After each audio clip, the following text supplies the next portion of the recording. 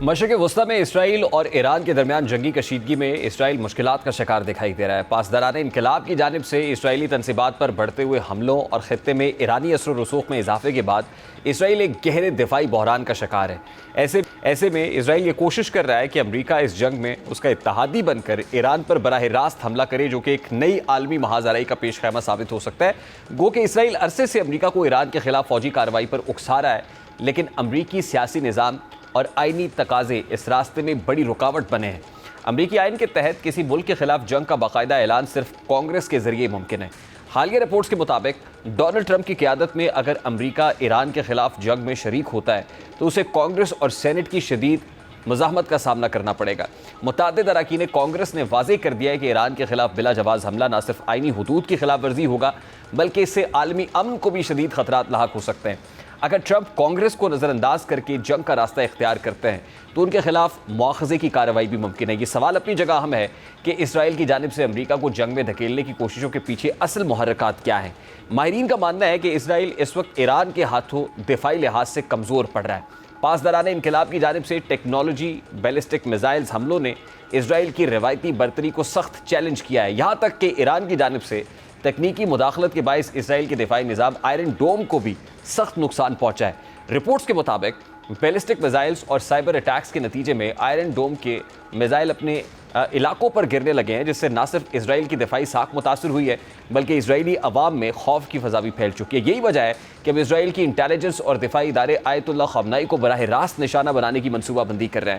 اسرائیلی وزیر اعظم بار بار یہ عندیہ دے رہا ہے کہ اگر پاسداران انقلاب کی قیادت کو ختم کر دیا جائے تو ایران کا دفاعی رد عمل کمزور پڑ سکتا ہے، لیکن ایران نے اس کا توڑ پہلے ہی نکال لیا۔ آیت اللہ خامنائی نے جنگی اختیارات پاسداران انقلاب کی اعلیٰ قیادت کو منتقل کر دیے، جس کا مطلب یہ ہے کہ ایران نے اسرائیلی جارحیت کا مکمل ادراک کرتے ہوئے ہر ممکن فوجی اور دفاعی تیاری کر رکھی ہے۔ اب ایران کی جوابی حکمت عملی محض دفاعی نہیں بلکہ جارحانہ بھی ہے۔ خطے میں ایران کا بڑھتا ہوا اثر و رسوخ اسرائیل اور اس کے مغربی اتحادیوں کے لیے ایک مستقل خطرہ بن چکا ہے۔ ایسے میں اسرائیل امریکہ پر مسلسل دباؤ ڈال رہا ہے کہ وہ ایران پر حملہ کرے تاکہ خطے میں برتری حاصل کر سکے۔ اس تناظر میں جب امریکی نیشنل سیکیورٹی اجلاس میں ایران پر حملے کی تجویز زیر بحث آئی تو حیرت انگیز طور پر کسی بھی قریبی مشیر نے ایرانی جوہری تنصیبات پر براہ راست حملے کی حمایت نہیں کی۔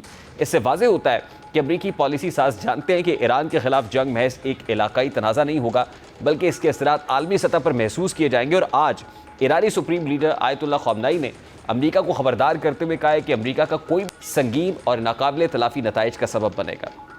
اس جنگ میں کس حد تک شریک عالمی مبصرین کا ماننا ہے کہ اگر اسرائیل مزید کمزور ہوتا ہے تو امریکہ کو بالآخر کسی نہ کسی حد تک مداخلت کرنی پڑے گی، لیکن امریکی کانگریس مین اور سینیٹرز کی جانب سے امریکہ کی جنگ میں کودنے پر مزاحمت کی جا رہی ہے۔ اور اسی پس منظر میں امریکی سینیٹر ٹم کین، جو کہ ڈیموکریٹک پارٹی سے تعلق رکھتے ہیں، انہوں نے ایک نیا قانون سینٹ میں پیش کیا ہے تاکہ ڈونلڈ ٹرمپ کو ایران کے خلاف کانگریس کی اجازت کے بغیر فوجی طاقت استعمال کرنے سے روکا جا سکے۔ سینیٹر کین کئی برسوں سے یہ کوشش کر رہے ہیں کہ جنگ سے متعلق فیصلے صرف کانگریس کی اجازت سے ہوں۔ انہوں نے 2020 میں بھی ایسا ہی قانون پیش کیا تھا جو ٹرمپ کی پہلی مدت صدارت میں اسرائیل ایران کشیدگی کے دوران پیش کیا گیا تھا، لیکن وہ ٹرمپ کے ویٹو کے باعث نافذ نہیں ہو سکا تھا۔ ان کا کہنا ہے کہ امریکی آئین کے مطابق صرف کانگریس کو اعلان جنگ کا اختیار حاصل ہے اور ایران کے ساتھ کسی بھی فوجی تصادم کے لیے کانگریس کی واضح منظوری ضروری ہے۔ امریکی سینیٹر کا ماننا ہے کہ ایران کے ساتھ جنگ امریکہ کے قومی مفاد میں نہیں جب تک کہ وہ بالکل ناگزیر نہ ہو۔ دوسری جانب ریپبلکن جماعت کے چند اراکین کی جانب سے جنگ کو ناگزیر قرار دیا جا رہا ہے۔ اب صرف سوال یہ ہے کہ اگر امریکہ اس جنگ میں اسرائیل کا عملی طور پر ساتھ دیتا ہے تو کیا امریکی صدر ڈونلڈ ٹرمپ کو قانونی پیچیدگیوں کا سامنا کرنا پڑے گا؟ امریکی آئین دیکھے تو امریکہ کو کسی دوسرے ملک کے خلاف جنگ کرنی ہو اس کے لیے کانگریس کی اجازت ناگزیر ہے۔ یہ بات امریکی آئین کے آرٹیکل 1 سیکشن 8 کلاز 11 میں بیان کی گئی ہے، جس کو وار پاور کلاز کا نام دیا جاتا ہے، یعنی اس آرٹیکل کے تحت کانگریس کو جنگ کا اعلان کرنے کا اختیار حاصل ہوگا۔ بہرحال امریکی کانگریس اور امریکی سینیٹرز کی جانب سے مزاحمت کی جا رہی ہے کہ امریکی حکومت اسرائیل اور ایران کی جنگ میں نہ کودے، اور یہی بات روسی وزیر خارجہ نے بھی کی ہے کہ امریکہ خود کو اس جنگ سے دور رکھے۔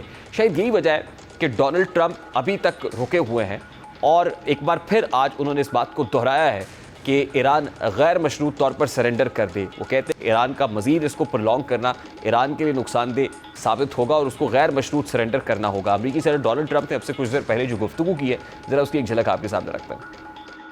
اگلا ہفتہ بہت کروشل ہوگا، امریکی صدر کہہ رہے ہیں اور ایران کو پھر خبردار کر رہے ہیں، دھمکی دے رہے ہیں کہ اس سے پہلے بھی 60 روز کا وقت دیا گیا، ایران نے جو ہے وہ اس ٹریٹی پر دستخط نہیں کی، اور اب اگلا ہفتہ کتنا کروشل ہے، کیا امریکہ براہ راست اس جنگ میں کودنا پڑتا ہے؟ آلدو وہ پاکستان کے لیے جن خیالات کا اظہار کر رہے ہیں اور پاکستان کی خطے میں اہمیت کا شاید ادراک بھی ہے ڈونلڈ ٹرمپ کو، اور آج بڑی امپورٹنٹ ملاقات بھی ہونے جا رہی ہے پاکستان کے سپہ سالار کے ساتھ۔ اب دیکھنا یہ ہے کہ اندرونی اور بیرونی دباؤ کے باوجود امریکہ اسرائیل کا ایران کے خلاف اس جنگ میں براہ راست اگر ساتھ دیتا ہے یا نہیں، اور پھر یقینی طور پر اسرائیل کو ایران کے تابڑ توڑ حملوں کی وجہ سے پسپائی کا سامنا ہے، اور اسی پسپائی کے خوف سے وہ امریکہ کا ساتھ چاہتا بھی ہے۔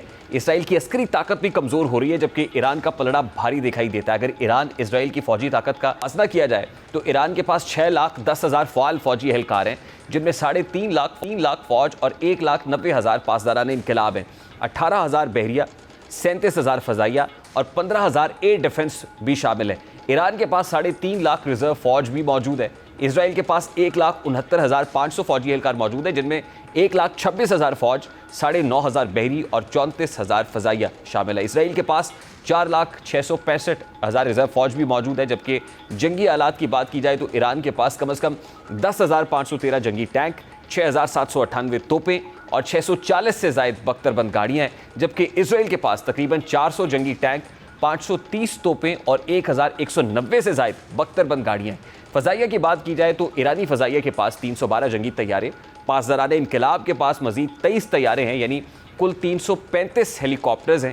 ایرانی فوج کے پاس 50 ہیلی کاپٹر، فضائیہ کے پاس 2 حملہ آور ہیلی کاپٹرز، پاسداران انقلاب کے پاس 5 ہیلی کاپٹرز ہیں، جو ٹوٹل 57 ہیلی کاپٹرز بنتے ہیں، جبکہ اسرائیلی فضائیہ کے پاس 345 جنگی طیارے اور 43 حملہ آور ہیلی کاپٹرز ہیں۔ اسی طرح بحریہ کی بات کی جائے تو ایران کے پاس 17 ٹیکنیکل آبدوزیں، 68 جو کشتیاں ہیں اور ساحلی جنگی جہاز ہیں، 12 لینڈنگ بحری جہاز، 11 لینڈنگ کرافٹس اور 18 لاجسٹک اور سپورٹ گاڑیاں ہیں۔ اسی طرح اسرائیل کے پاس 5 آبدوزیں اور 29 کشتیاں ہیں اور ساحلی جنگی جہاز ہیں۔ اسی طرح فضائیہ دفاعی نظام میں اسرائیلی فضائی دفاعی آئرن ڈوم سسٹم پر انحصار کرتا ہے، جس کا جو ایرو سسٹم ہے وہ 2,400 کلومیٹر تک کی رینج والے میزائلوں کو روک سکتا ہے۔ دوسری جانب ایران نے 2 سال قبل انفرارڈ ڈیٹیکشن سسٹم ترتیب دیا تھا، جو ریڈار اور الیکٹرو آپٹک سسٹم سے لیس ہے۔ پھر بیلسٹک میزائلز میں ایران کے پاس کم از کم 12 مختلف قسم کے درمیانے اور کم فاصلے تک مار کرنے والے بیلسٹک میزائلز موجود ہیں۔ اسی طرح اسرائیل کے پاس کم از کم 4 مختلف قسم کے چھوٹے، درمیانے اور درمیانی رینج کے بیلسٹک میزائلز ہیں۔ دونوں ممالک کی جوہری صلاحیت کی بات کی جائے تو اسرائیل کے پاس اندازاً 90 جوہری ہتھیار ہیں، ایران کے پاس جوہری ہتھیار نہیں ہیں، لیکن اس کا جوہری پروگرام جدید ہے۔ لیکن اسرائیل کے پاس اس جنگ میں اضافی برتری امریکہ کا اس کی پشت پناہی پر کھڑا ہونا ہے۔ یہی وجہ ہے کہ اسرائیل نے ایران پر جارحیت پھیلانے میں پہل کی۔ یہی وجہ ہے کہ وزیر اعظم شہباز شریف نے آج کابینہ اجلاس میں اسرائیل کے ایران پر اس حملے کو کھلی جا رہی ہے۔ وزیر اعظم شہباز شریف اس متعلق کیا کہتے تھے وہ بھی آپ کے سامنے رکھتے ہیں۔ صورتحال ہے خطے میں ایران اور اسرائیل کے حوالے سے انتہائی افسوسناک ہے، اور پاکستان نے بھرپور مذمت کی ہے، فارن آفس نے، ڈپٹی پرائم منسٹر نے، میں نے، کہ یہ اسرائیل نے ہمارے ہمسایہ ملک، برادر ملک ایران کے خلاف کھلی جارحیت کی ہے۔ سینکڑوں لوگ وہاں پر شہید ہو گئے ہیں اور سینکڑوں زخمی ہیں۔